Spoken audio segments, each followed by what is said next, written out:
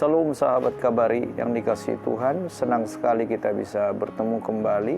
Saya percaya bahwa kita senantiasa ada dalam perlindungan Tuhan, disertai Tuhan dan diberkati Tuhan.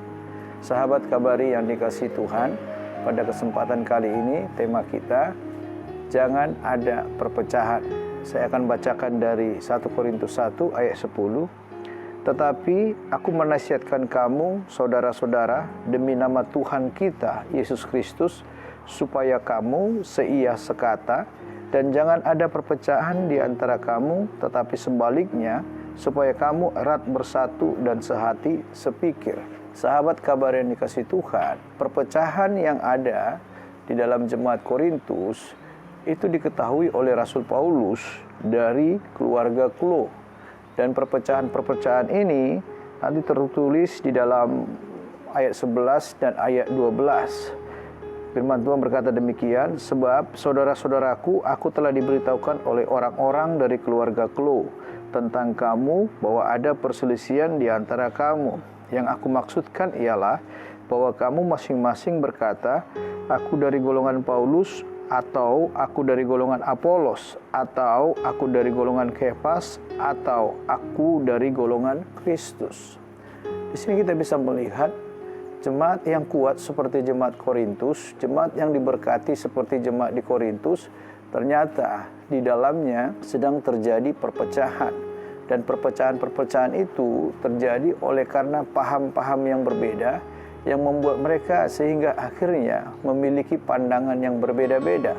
Dan mereka akhirnya terpecah-pecah, ada yang dari golongan Kristus, ada yang dari golongan Kefas, ada yang dari golongan Apolos, ada yang dari golongan Paulus. Dan kita melihat di sini bahwa pelayanan ini dirintis oleh Rasul Paulus, dan pelayanan ini menjadi besar dengan luar biasa. Dan ketika terjadi perpecahan ini yang membuat Rasul Paulus merasa tidak bahagia, karena perpecahan akan mengakibatkan rasa sakit, perpecahan akan mengakibatkan perselisihan yang sangat tajam, dan perpecahan akan membutuhkan solusi yang berat, yaitu proses pengampunan satu dengan yang lainnya. Sahabat kabar yang dikasihi Tuhan, jadi perlu untuk senantiasa di dalam kehidupan jemaat ini supaya tidak ada perpecahan, sehingga Rasul Paulus tadi berkata di dalam ayat 10, tetapi aku menasihatkan kamu. Sebagai Bapak rohani, Rasul Paulus menasihatkan kepada jemaat di Korintus supaya jangan ada perpecahan di antara mereka.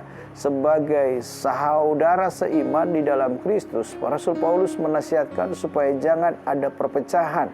Sebab ketika ada perpecahan, sudah pasti nama Tuhan tidak dimuliakan. Dan sudah pasti kesatuan yang selama ini ada di tengah-tengah jemaat menjadi terpecah-pecah. Dan akhirnya jemaat ini bukan hanya dari segi potensi, tetapi dari segi jumlah juga akan semakin berkurang dan mengalami kelemahan. Jadi jangan ada perpecahan, itu yang dimaksudkan oleh Rasul Paulus, tetapi sebaliknya supaya mereka seia sekata dan supaya mereka erat bersatu dan sehati sepikir.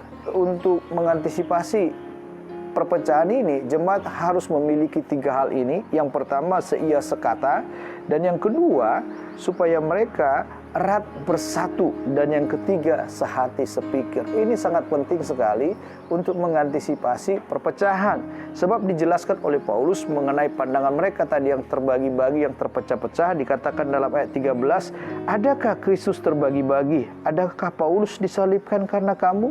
Atau adakah kamu dibaptis dalam nama Paulus?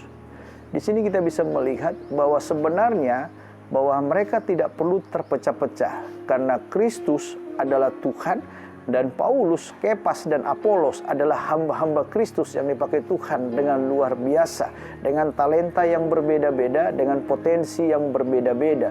Tetapi keberbedaan mereka dipakai Tuhan untuk menyatukan jemaat, untuk membangun pekerjaan Tuhan di dalam Korintus. Di sini perlu kita bisa melihat supaya tidak perlu terjadi perpecahan itu, kita harus melihat cara pandang yang berbeda, bahwa sebenarnya keberbedaan kita bukan untuk membuat kita terpecah-pecah atau berpisah, tetapi perbedaan yang ada dalam diri kita membuat kita saling melengkapi satu dengan yang lainnya. Maka kesatuan itu akan tercipta, maka akan tercipta sehati sepikir, maka akan terciptalah kesatuan yang lebih kuat lagi di tengah-tengah jemaat yang ada di Korintus. Itu yang diharapkan oleh Rasul Paulus terhadap jemaat di Korintus. Sahabat kabar yang dikasihi Tuhan, bagaimana dengan kita? Di dalam keluarga kita juga jangan ada perpecahan, tetapi biarlah kita semakin erat bersatu. Persoalan kesulitan yang terjadi jangan membuat kita jadi terpecah-pecah, tetapi kita justru harus semakin erat bersatu. Sebab ketika kita erat bersatu, di situ terletak kekuatan kita. Kekuatan kita bersama menghadapi setiap kesulitan, masalah yang terjadi, melewati setiap gelombang atau badai yang sedang terjadi di tengah-tengah rumah tangga kita. Dengan kita bersatu, maka kita akan semakin kuat. Dengan kita bersatu, maka berkat-berkat Tuhan juga akan dicurahkan di tengah-tengah rumah tangga yang senantiasa sehati sepikir dan juga erat bersatu. Mereka akan senantiasa diberkati oleh Tuhan dengan luar biasa. Sahabat kabar yang dikasihi Tuhan, perlu untuk kita senantiasa hidup di dalam kesatuan kuat, supaya segala bentuk perpecahan apapun dijauhkan dari rumah tangga kita semuanya. Saya yakin dan percaya bahwa kita satu dengan yang lainnya tetap memprioritaskan kesatuan, keutamaan keluarga kita, supaya keluarga kita senantiasa utuh, satu adanya, dan diberkati Tuhan senantiasa. Amin. Mari kita berdoa. Bapa kami yang di surga, kami mengucap syukur dan terima kasih kepadamu buat renungan hari ini. Kami bersyukur Tuhan, supaya kiranya di dalam kehidupan pribadi kami, di tengah-tengah keluarga kami, supaya tetap ada kesatuan yang kuat, kesatuan yang mempermuliakan nama Tuhan. Dan kami berdoa supaya senantiasa Tuhan berkat-Mu Engkau curahkan dalam rumah tangga, supaya rumah tangga kami Tuhan terus mempermuliakan nama Tuhan. Di dalam nama Tuhan Yesus, haleluya, amin.